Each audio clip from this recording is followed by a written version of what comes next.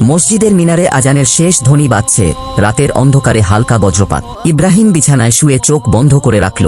ফজরের আজান শুনেও ভাবল, আজ না, কাল থেকে নামাজ পড়ব। হঠাৎ জানালার কাছে টকটক শব্দ।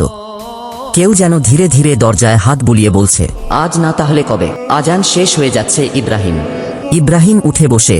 ঘরে নিস্তব্ধতা। হারিকেনটা নিজে নিজে জ্বলে উঠল।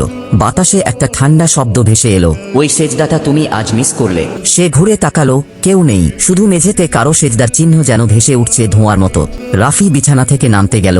হঠাৎ পায়ের নিচে কারো ছায়া নড়ছে, কিন্তু সে তো একা ঘরে। ছায়াটা ধীরে ধীরে সেজদায় নত হয়ে গেল, আর তার মুখ থেকে বের হলো জ্বলন্ত কালো ধোঁয়া, যেন কেউ নামাজ পড়ছে, কিন্তু দেরিতে। ইব্রাহিম ভয়ে কেঁদে উঠল। হারিকেন নিভে গেল, কিন্তু ঘরের কোণে আজানের শেষ ধ্বনি বাজল। আজান শোনার পর যদি নামাজ না পড়ো, তবে কে তোমার জায়গায় সেজদা দিবে? যদি বিশ্বাস করো আল্লাহ তাআলা সর্বশক্তিমান, তবে লাইক ও সাবস্ক্রাইব করো। আর এই বার্তাটা শুধু দেখো না, ছড়িয়ে দাও অন্যদের কাছে, কারণ হয়তো তোমার একটি শেয়ার কারো নামাজের শুরু হতে পারে। আর কমেন্টে তোমার মন্তব্যে লিখো আলহামদুলিল্লাহ।